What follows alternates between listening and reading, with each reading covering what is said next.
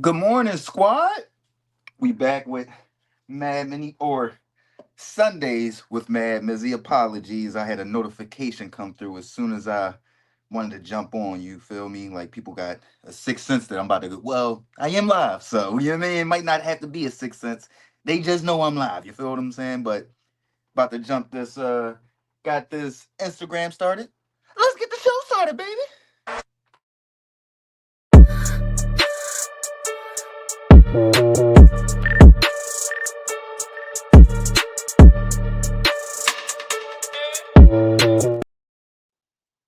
Good morning, squad. MizzyWorld Entertainment is back to present another episode of Sunday Mornings with Mizzy. I'm the host, Mad Mizzy, here to run down and break down or run through Saturday college football and break down and predict and get us ready for the slate of Sunday NFL games. You dig what I'm saying? But we starting it off, of course, like I said, at Saturday, where we started off in Georgia and Augustus. I think it's Augustus. No, that's not. It's not Augustus, Georgia. It's um I forget what part of Georgia the Georgia Bulldogs play in, but we started off in Georgia where they continue to keep their home win streak versus Ole Miss going. If y'all watched I believe I came back on Friday because I didn't do a Thursday episode. I predicted that game. I took Ole Miss because I just been impressed with Ole Miss. Lane Kiffin, Trinidad. I forgot his last name, but the quarterback that they got, number 6, he been balling. You feel what I'm saying? And they went out there, they did their thing. You feel what I'm saying? I think they put up 40, they put up 35 points and still lost. And still lost and didn't cover the spread. You feel what I'm saying? So I was just highly impressed by how Georgia closed out that game. You feel what I'm saying? It was like it really hit game winning time. And they said, we have never lost to this team in this stadium, in this state before. It's not happening today. You feel what I'm saying? Because I'm watching it and Ole Miss was leading the whole game. They scoring touchdowns every time they get the ball. And out of nowhere, they just couldn't move the ball no more. I'm like, what the hell? I'm swearing, Ole Miss, they about to get their first win ever in Georgia against the Bulldogs, against number 9 Bulldogs as a number 5 team. They might jump up to number 2, number 1 possibly. You feel what I'm saying? And Georgia said, nah. You feel what I'm saying? Gunner Stockton, he said, no, sir. I waited my whole life for this moment, my boy. Literally, they showed a picture of him growing up. That's the beautiful thing about college football is that it shows how many of these kids really be loving these schools from the time that they're kids. Like the kids that they signing jerseys for now are going to be the future kids that's playing down the line. You feel what I'm saying? So it's always a great thing to see that, man. Shout out to Gunner Stockton. Shout out to Ole Miss, man, because they gave us a great game. Missed a few plays here or there. Couldn't move the ball at all in the second half of that fourth quarter. But yeah, that's the true fight and grit of a national champion, a two-time national champion. Not too long ago, wasn't they the back-to-back national champions? We gotta stop acting like we forget what the Georgia Bulldogs is, and they reminded us. And I would say in just the last 8 minutes of Ole Miss of who Georgia is. You feel what I'm saying? So shout out to Georgia. Shout out to Ole Miss. Season not over yet. Don't want to throw in the towel. You feel me? But it seems like that powder blue and red always, like I said, that powder blue and red never never ever gets over that Georgia hump, that Florida hump, that Bama hump. You feel what I'm saying? Like they always right there, but they can never get over the hump to be the team for at least a year. You know what I mean? But shout out to Lane Kiffin because they was literally just breaking down how good this team is, and they basically got a whole new fucking offense. You feel what I'm saying? Smoke weed, talk like Lane Kiffin. You know what I mean? Shout out to Wayne. You dig what I'm saying? But Lane Kiffin's still doing this thing. You know what I mean? That bar was from when Lane Kiffin was coaching at SC. You feel me? It might have been before that. Might have been before that. Might have been when he was at Bama. You know what I'm saying? As the offensive coordinator. You know what I'm saying? Let's get over to another team and to a specific player that I we gotta give some praise and love to Jermiyah Love. Man, this dude is the best player in college football, bro. I'm not even a Notre Dame fan, bro. You feel what I'm saying? Not by any stretch of the imagination. Like literally, that's a rival of my favorite team, Michigan. But we always beat on them, so I don't really look at them as a rivalry. But I tune into to Notre Dame ever since I've been watching college football, this is the most explosive Notre Dame has ever looked. This is the coolest, in my opinion, Notre Dame has ever looked. And Jeremiah Love is like a mix between uh like Reggie Bush and uh I can't. I don't even know. And Blake Corum or something. You feel what I'm saying? It's like he got that weird quick shiftiness, but then he got real explosion when he hit the hole. Like that boy number 4 from Notre Dame, running back Jeremiah Love. Whoever get him next year, they are bringing the running backs back in full force because Jeremiah Love, I would say he might be better than Ashton Genty as far as like prospect wise coming out compared to last year. You know what I'm saying? That's how good I think Jeremiah Love is. And Marcus Freeman is who Penn State thought James Franklin was going to be. You feel what I'm saying? A dude that can do all the great recruiting, but also get the results on the field against the top tier opponents. You get what I'm saying? Like Notre Dame is right there, and they don't tend to lose big either. You feel what I'm saying? Like Penn State get smacked on by the big teams. Notre Dame, they lose some close games. You feel what I'm saying? They was probably the second best team last year. Well, no, probably the third best team in the playoffs last year outside of Ohio State and Texas. But they did their thing. You feel what I'm saying? And they fought. You know what I mean? So I'm highly impressed by Notre Dame. The fact that they got CJ Carr, a freshman quarterback, though, that's going to hold them back. I think he might be a redshirt freshman, but regardless, he's a very, very young quarterback. Made a dumb, boneheaded interception yesterday. He running around in the red zone through the.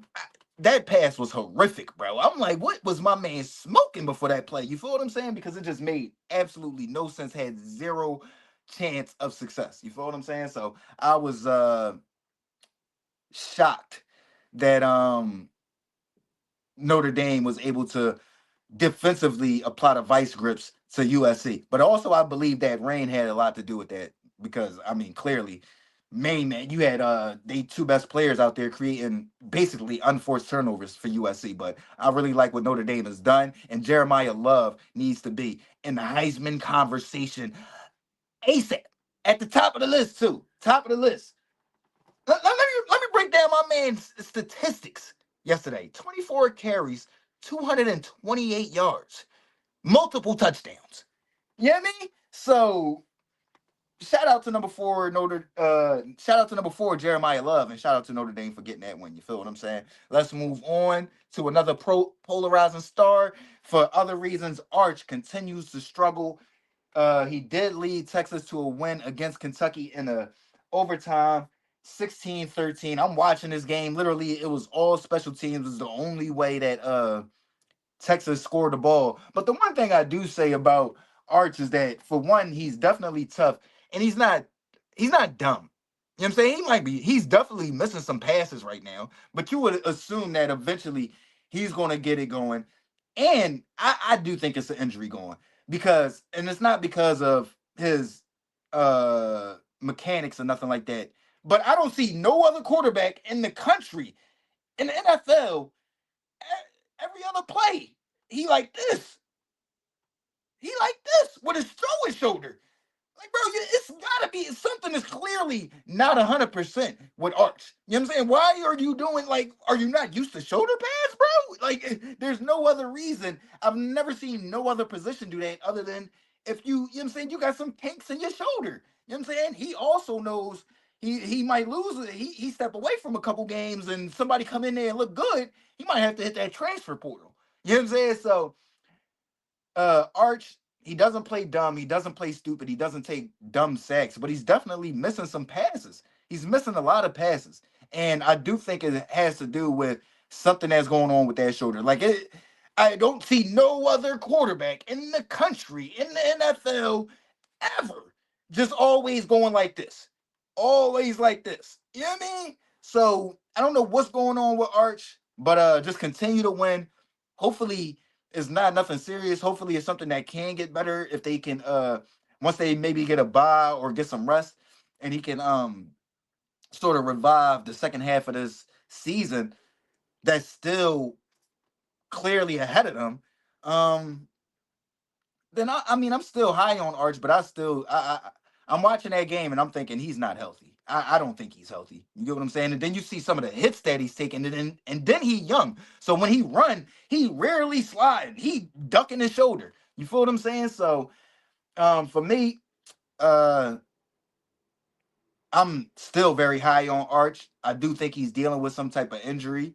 But yeah, man. To me, the thing you want to hang your hat on is if you're an Arch supporter is his performance in the Red River rivalry against, I believe at the time, number 7 Oklahoma, and Texas was unranked at the time. So went out there, super efficient, moved the ball, played smart, ran the ball well. So we know it's in him. We know the moment's not too big. I don't know what's going on with the struggles. You feel what I'm saying? It's perplexing. My man, I think they had like a 10 pass stretch yesterday where he missed nine of the 10 passes.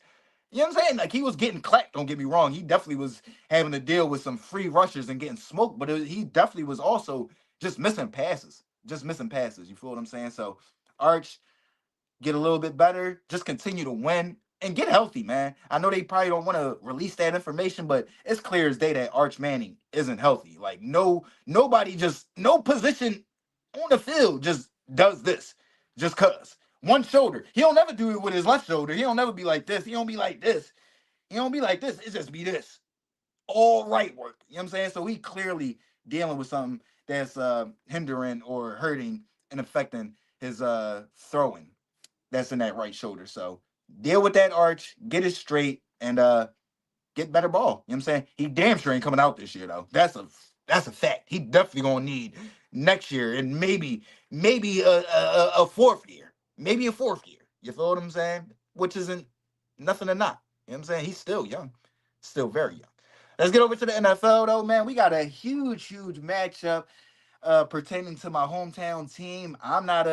They're not my favorite team. I'm gonna stop saying I'm not a fan of the Eagles because I do like Jalen Hurts. I like the way they constructed their team. I like Howie Roseman. I like just the way they play ball. Like I love it. You feel what I'm saying? So I'm not gonna say that they just not my favorite team, and I wouldn't claim to be a fan just because me and Eagles fans, we like two Rams. We gonna whop. We gonna crack heads. You feel what I'm saying? So um, we got a huge matchup though. We got rematch. Well, not a rematch, but head-to-head matchup of the two recent franchise quarterbacks for the Philadelphia Eagles. You had Carson Wentz that set up the Philadelphia Eagles to win their first Super Bowl, and then you had Jalen Hurts come back last year and beat the brakes off the team of the decade for the Philadelphia Eagles to win their second Super Bowl in franchise history. So you got Jalen Hurts versus Carson Wentz in Minnesota with the Vikings finally coming back to the States because I think they played in Ireland 2 weeks ago. Then they played in London last week. So they finally back in the States, finally back at home, and they hosting the Philadelphia Eagles that's coming off of back-to-back losses? No, not back-to-back losses. It is back-to-back losses, right? Yeah. Y'all dropped back-to-back. And I think they just revved up and ready to get to it. But this is gonna be a tough matchup, man, because they are stacked as far as weapons go. You got Jordan Addison, TJ Hawkinson, and then of course, possibly the best wide receiver in the game, Justin Jefferson, going up against that weak defensive backfield of the Philadelphia Eagles. And then you think about they gonna run Jordan Mason. If y'all let Cam Scatterboo scat and boo all over y'all, what y'all think Jordan Mason gonna do? At 5'10", 235 pounds, running downhill. He whopping on things. You feel what I'm saying? So for the Eagles, they better come in very well prepared, well versed to go out there and bow those necks, bro. You feel what I'm saying? Like that was the team that's why I keep saying y'all got to get back to Eagles football because last year, I don't care who's last year. Cooper DeJohn scooped Derrick Henry, King Henry, and put him on his head. Boom. This year, you got Cam Scatterboo little ass running through uh um Zach Bourne and Malik Jackson or Adoree Jackson. Adoree Jackson and your middle linebacker that you just paid, Zach Bourne, getting truck sticked by Cam Scatterboo. By Cam Scatterboo. Find your heart, Philly. Find that backbone, Philly. Because that's where it all begins at. Even with, you know what I'm saying, with all the teams that I like, it's all about the toughness. The Ravens, y'all lost that backbone and that toughness. Now y'all getting punched on. My Niners, the toughness just took away all of our great players because motherfuckers gonna fall apart. Eagles, y'all still got the players. Y'all just gotta look yourselves in the mirror and ask yourselves, am I gonna let this grown ass man run through me? And the answer has got to be unequivocally no. No. You feel what I'm saying? So I'm scared about picking this game just because I know the weapons that the Vikings got. I know Kevin O'Connell is going to devise a game plan that's going to get Jordan Addison on Adoree Jackson. You get what I'm saying? I don't know if Kenyon Mitchell is ready to step up and take on Justin Jefferson. So this is a tough one right here, man. I know they got the Eagles favored slightly on the road. I would probably lean towards the Vikings right now. You think about them being home, they I believe they're on a 2-game winning streak. Eagles coming off a 2-game losing streak. And then, like I said, I don't think this is the get right game as far as that defense goes, as far as options.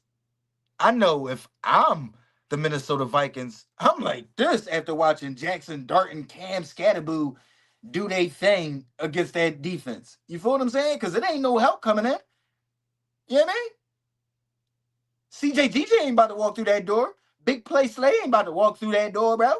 You feel what I'm saying? Y'all better get it right in that building. And I don't know if this is the team to get it right again. So I would lean towards the Vikings, especially if they getting some points in this game. You dig what I'm saying? So for me, I would lean towards whoever's getting points in this games. And I think right now it's the Vikings that's getting points.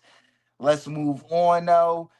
We got another huge matchup in the NFC East. You know, that's a huge division in the entire NFL, always bringing out the fans. We got the Commanders at the Cowboys, two of the bigger fan bases in the NFL. A lot of people try to downplay the Washington Commanders fan base, but that's a huge fan base. You feel what I'm saying? Especially now that they back being good. Got them in Dallas, Arlington, or what you want to call it, Arlington, Texas. Um, but I'm gonna go with the Commanders, and they giving them a point and a half. I don't know what Vegas know that I don't know, but the Cowboys ain't good. They not good, bro. Yes, they play good against good teams, and the Commanders are good. But I just think about top to bottom, they just have more good players. I don't think that the Commanders gonna go out there and let George Pickens just ruin the game for them, or basically win the game. How the Panthers was just letting them run rut shot last week. Um, and I just think that the Commanders have a bad taste in their mouth from the way that they finished the Monday night game. They had that game. They should have easily won that game. Bad turnovers, unforced turnovers at the end, penalties, big plays, and you give a game away. They know they need this game. They can't give it away, and they know they're the better team compared to the Dallas Cowboys. So I don't know where the Cowboys will go, but they favored in this one, so I'm cool. If they was giving the Cowboys some points, I might be a little skeptical. But with the Cowboys favored a point and a half, give me that point and a half with the Commanders. You dig what I'm saying? I'll take that because when you look at it, I like I like the defensive coordinator. I like the offensive. I like the head coach for the Washington Commanders over Brian Schottenheimer for the Dallas Cowboys. I like Jaden Daniels over Dak Prescott. I like that backfield. Well, no, I like Javonte Williams over the backfield for the Washington Commanders, but I do think it's been what 2, 3 straight games where they fumbled the ball. So this should be the game.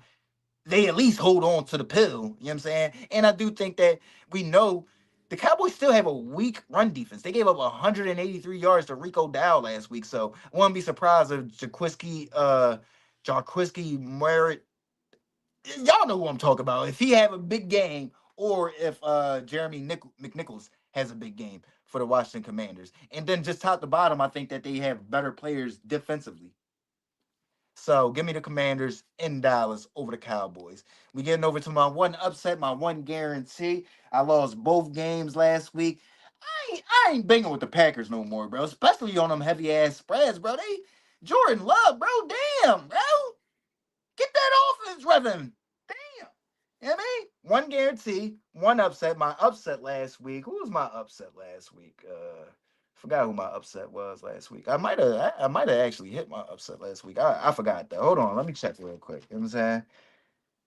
I think I got it. Hold on, let me check real quick. Let me check the notes for y'all. You know what I'm saying? Oh yeah, no, it wasn't. I had the Jags over the Seahawks and they got punched on. You feel what I'm saying? Or was that my no, that was my guarantee. Yeah, that was my upset, the Jags over the Seahawks, but I think they was also underdog. I don't know. Regardless, this week my upset, I'm going with the Dolphins over the Browns. I don't know how in the world they giving the Browns a point and a half. I don't care if they got Dylan Gabriel out there, Shador Sanders, or Deion Sanders out there playing quarterback, bro. I don't think they're gonna put up enough points to beat the Miami Dolphins, knowing that the Dolphins they could easily they right now 1-5. They could easily be 3-3. They could have easily won that game against the Patriots. They could have easily won that game last week if it wasn't for the four interceptions from Tua. They could have easily, well, not easily, but they could have won that game against the Buffalo Bills on Thursday Night Football. So I think that just overall the Dolphins give me a lot more potential from them than the Browns. I think it's a very hard ceiling on the Browns and what they'll be able to do. It's only one way I can see them winning. While I look at the Miami Dolphins, I can see the offense going out there being good, or Dylan Gabriel or Shador Sanders going out there throwing turnovers, or just not moving the offense as well, just different things. I think it's just more explosion and more avenues to win for the Miami Dolphins. So give me the Dolphins and my upset and my guarantee. I'm gonna take the Chiefs over the Raiders, man. The Raiders been garbage, and this is another big spread. But I'm looking at it. Geno Smith has reverted back into a pumpkin. He's averaging what, 2 interceptions a game? You give the Chiefs 2 interceptions the way this offense has been looking the past 3 weeks. I know they had a little hiccup against the the Jacksonville Jaguars, but that offense still performed in a clutch situation. And you getting Rasheed Rice back. Xavier Worthy been performing like a number one. Hollywood Brown been performing like a number two. Travis Kelsey all of a sudden getting back open again. They looking good. They looking good. And then, like I said, the Raiders aren't a true threat. They know all they got to do is shut down Ashton Genty and put the ball in Geno Smith hands, and Geno gonna give you the ball a few times. He gonna give you the ball a couple times. He gonna give you a couple opportunities. We know that. He's been showing that throughout this entire 2025 season. So give me the Chiefs to cover. I think it's a 12.5 point spread on the Raiders in Las Vegas. You dig what I'm saying? I've just been highly impressed with the way that the Chiefs have bounced back ever since the Ravens game. I know they slipped up and lost a close one to the Jags, but I felt like dominating the Ravens and then dominating the Lions like that shows that they're back. They're back at the mountaintop, in my opinion. So yeah, give me the Chiefs to send a message to the West. Oh yeah, we ain't going nowhere. We ain't going nowhere. You feel me? So with that being said, before we get up out of here, I send y'all on your way. We got the early morning London overseas games on right now. Last time I checked, the Jags was getting punched in their mouth, 21-0. My silly ass took the Jags in this game with I think over on the rushing yards for Travis Etienne. So it looks like that money's down the drain because they ain't about to hand the ball off to Travis Etienne anymore if they even do come back and win.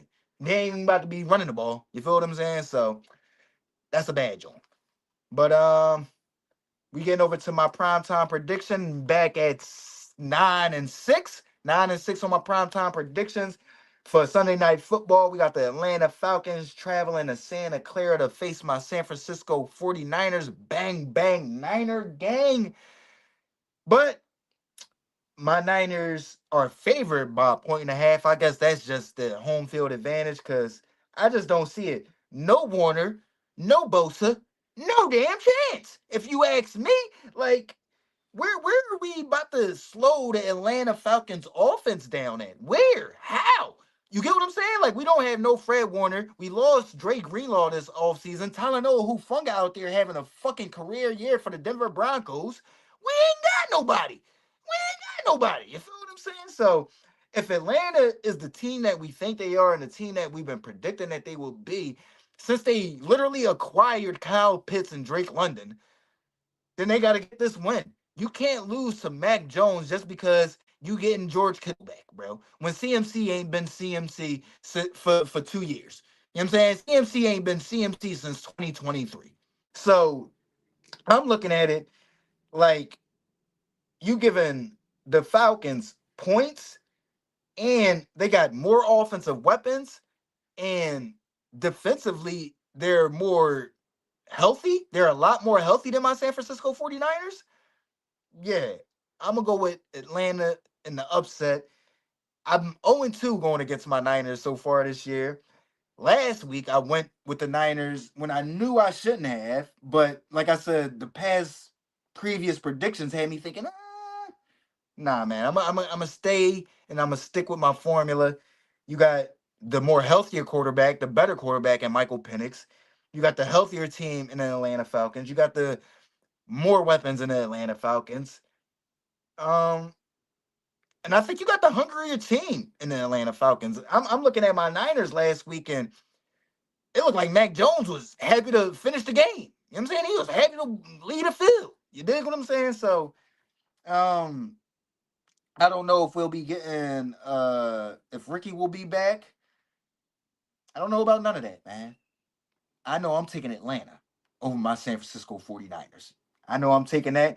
And because there's no Fred Warner, Dre Greenlaw's in Denver, I'm going with Kyle Pitts for I'm going with over on the Kyle Pitts receiving yards. I think they got him at 40 yards right now. So I'm going with over on the receiving yards for Kyle Pitts. And I'm taking the San Francisco or no, I'm not. I'm taking the Atlanta Falcons to beat my San Francisco 49ers. But yeah, man, that's Sunday with Mizzy. Sunday morning with Mizzy. I'm gonna send y'all on your way to enjoy the rest of Sunday. Right now, the Jags getting beat on still. I'm sure I think they might have missed a field goal, so it might still be 21-0. I know it ain't anywhere near a close game right now. So go out there, get prepared for the 1 o'clock games because it's looking like this early London game is going to be a boat race. You know what I mean? And I'll be back tomorrow with Mad Mizzy Sports in the AM. You dig what I'm saying? Y'all know the routine though. Like, comment, share, subscribe, listen, alert, and enjoy the games. Be safe, peace and love, and I'll see y'all Monday. Squad.